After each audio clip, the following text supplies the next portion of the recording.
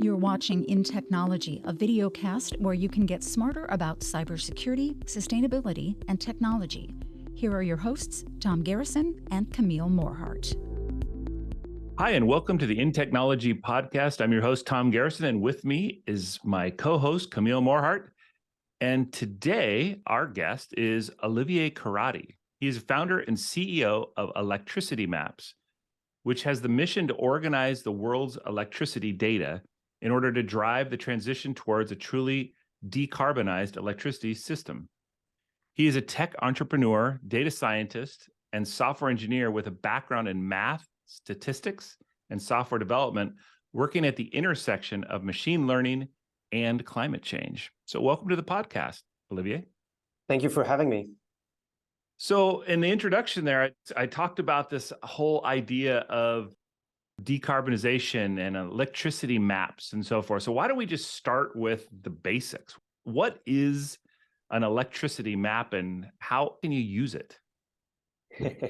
That's an excellent question, a good place to start. So Electricity Map is a data platform that showcases visually where the electricity comes from at every place on the world and how much carbon is emitted on the process. So the question that we're answering really is to say, when you're using electricity at a particular time in a particular place, where did it physically come from? And what are the carbon emissions associated to your consumption at that moment? And what kind of level of granularity are you talking about?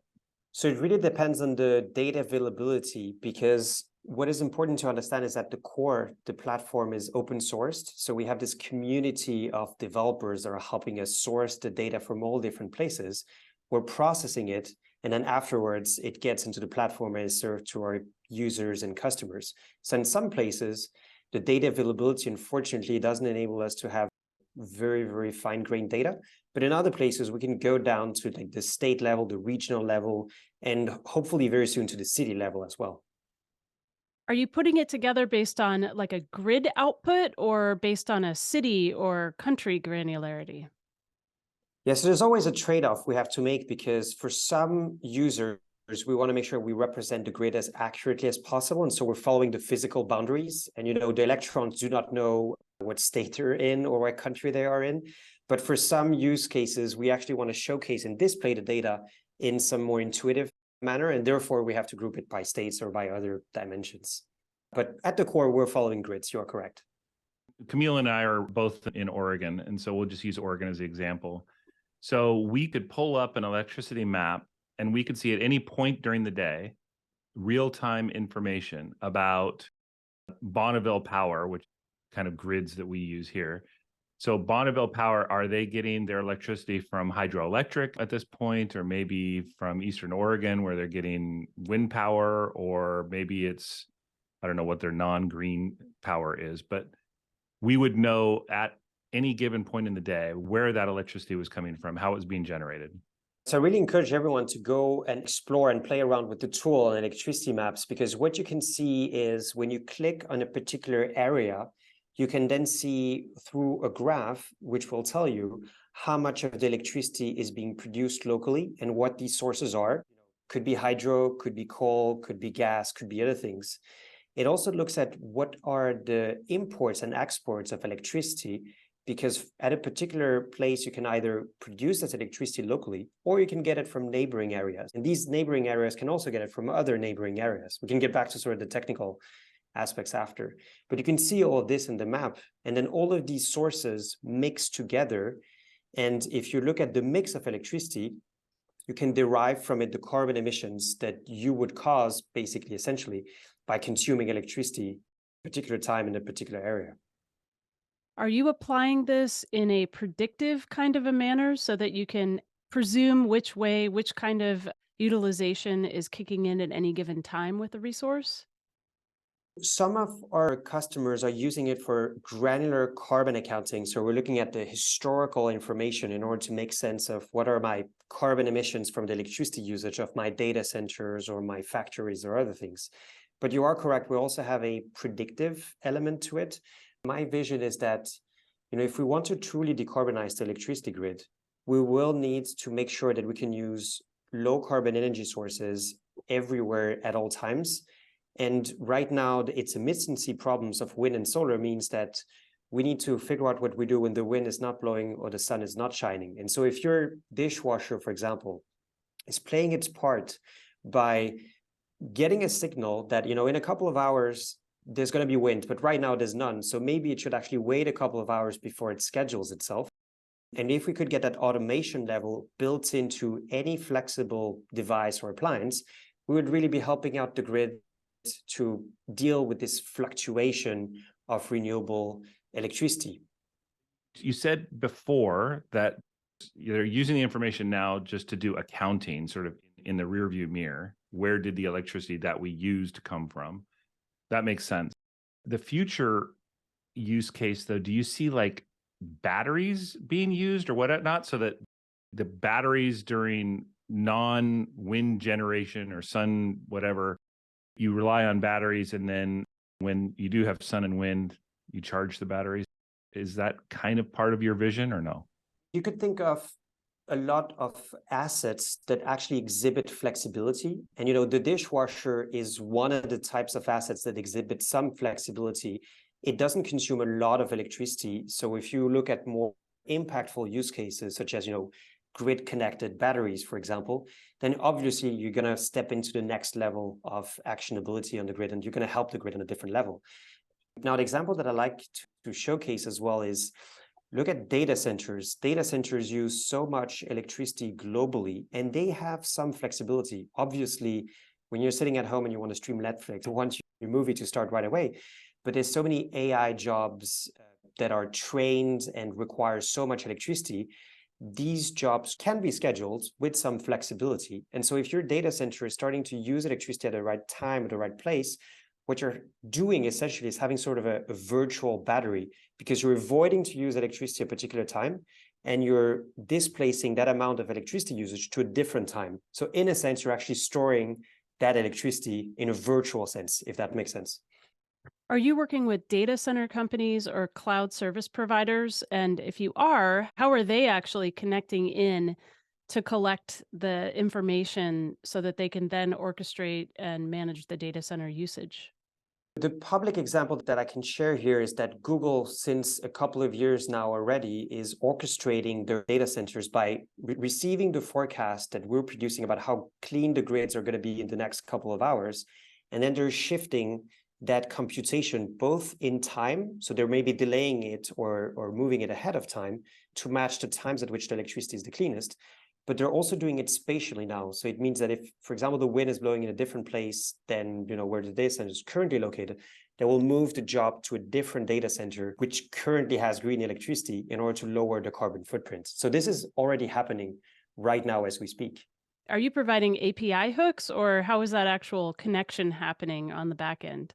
Yeah, absolutely. We have our machine learning systems that are continuously making predictions of the whole grid and making all of this information available through an API that any consumer really and customer of ours can use to schedule loads more intelligently.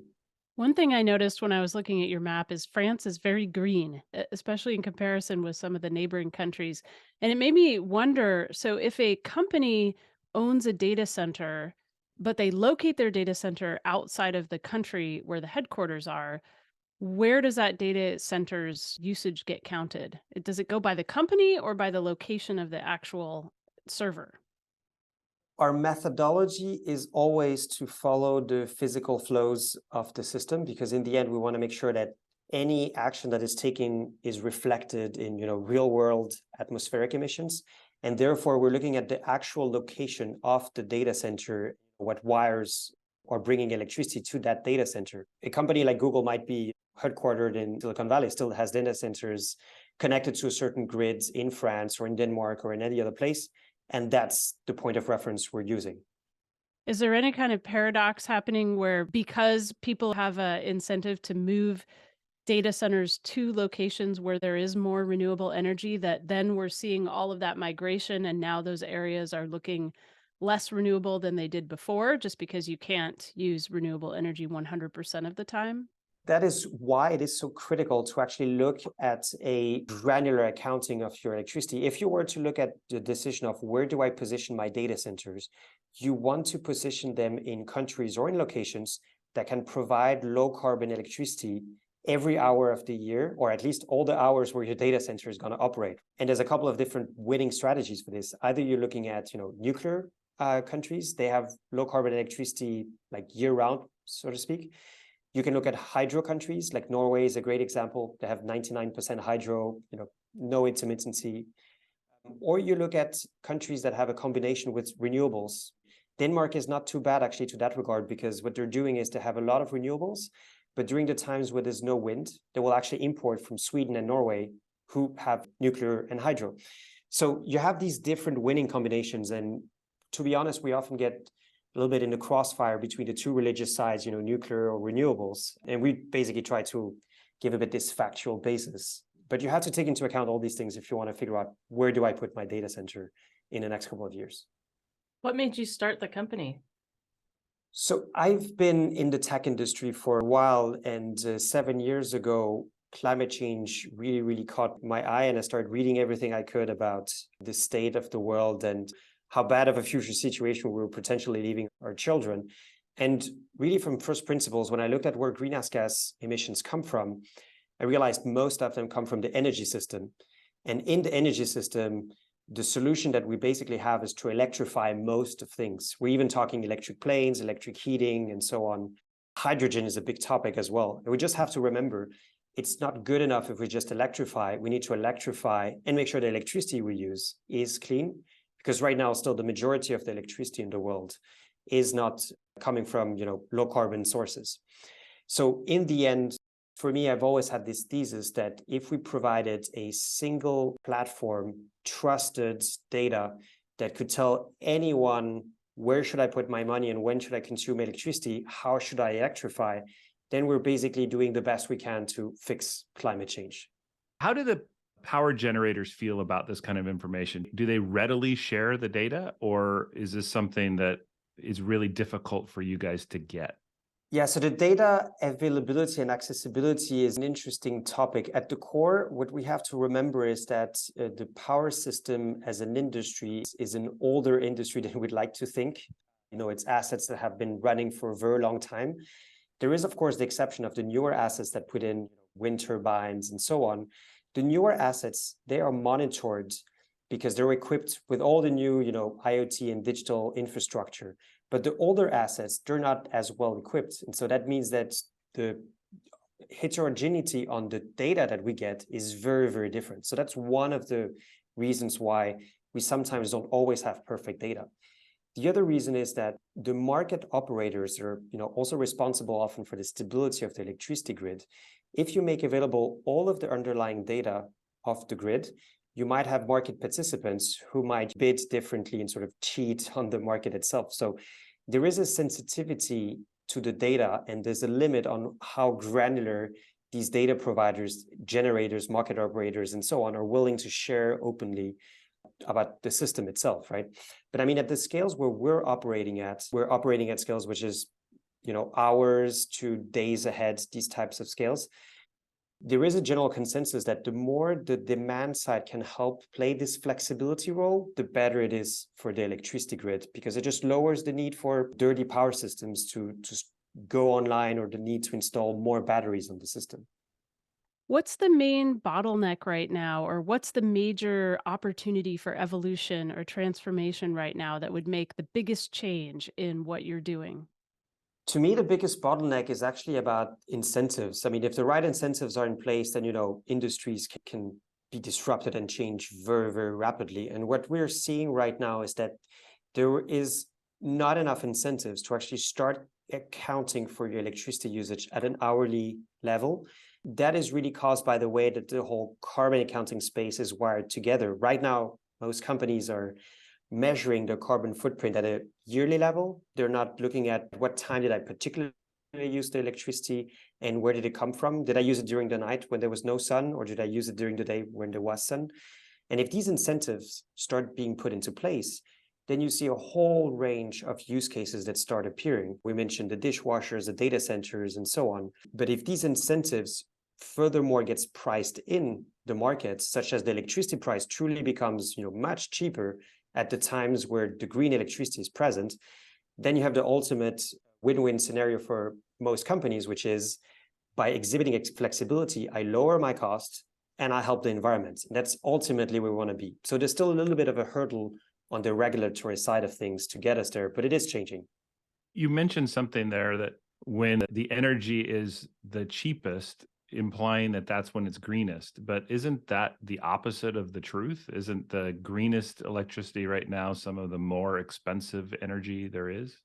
It gets tricky to formulate a general answer there, but in many of the places where there's a large share of renewable energy that penetrates the market, wind and solar, we typically see that there's a higher correlation between the price and the footprint of the grid. And the reason is that wind and solar, once installed, and when the wind is blowing and when the sun is shining, these are some of the lowest marginal cost technologies around. If you have to shove, a bit more coal into a coal power plant, first of all, you're going to pay the fuel price. That doesn't happen with a wind turbine. So in most places where you have wind and solar, at the moment where the wind is producing or the solar is producing, then you tend to have cheaper prices on the system. And there's, of course, always exceptions, but this is a little bit a generalized case that I'm highlighting. You said companies use this for sort of historical purposes. Where did my electricity that I burn come from? Their carbon accounting. But where is the industry in general? And I'm thinking about our listeners here who are probably trying to figure out, how should my company be acting right now? And what's sort of state of the art when it comes to accounting? I would say that current accounting principles are facing two big challenges right now that most companies should be aware of in order to be future-proof. Both challenges actually revolve around a credibility issue. So the first thing is, in current accounting principles, you can claim that your electricity origin can come from a grid which is disconnected physically, because you could procure electricity from an island and then you can be on the mainland and use that. So the disconnect between the procurement activity and the physical electrons moving on the grid creates a little bit of a credibility problem.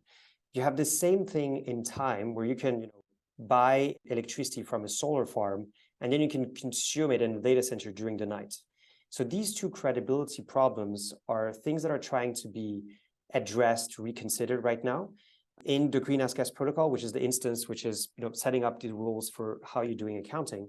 And so we're really motivating all companies to start thinking about these things. We wrote a guide on our website that tries to a bit highlight how you are counting the benefits of your procurement and how you are counting where your electricity comes from, because these are two different sets of problems. And without getting into it too much detail here, we are looking at a revolution or a change of paradigm in the way that we're taking action and counting electricity for companies. So if anyone has any questions, I'm also very happy always to jump on a call in. Are there global standards, or are all of the accounting and standards done on a country basis? So there are global standards, and we're seeing more and more now countries point to these global standards, hence why it is so crucially important that these global standards are done correctly. Where are we at in the maturity curve here? Like, how many companies are using the kind of information that you provide and are changing their behaviors? Is this very much in the infancy stage, or are there companies that are pretty mature in this line of thinking? We're not as far as I would want us to be. We're still, I think, in the early stages, specifically because the regulation hasn't completely caught up. As soon as, right now we have the early adopters that are here. We have a bunch of customers that are using our signals to charge electric vehicles at the right time. Some of them are starting to do the carbon accounting.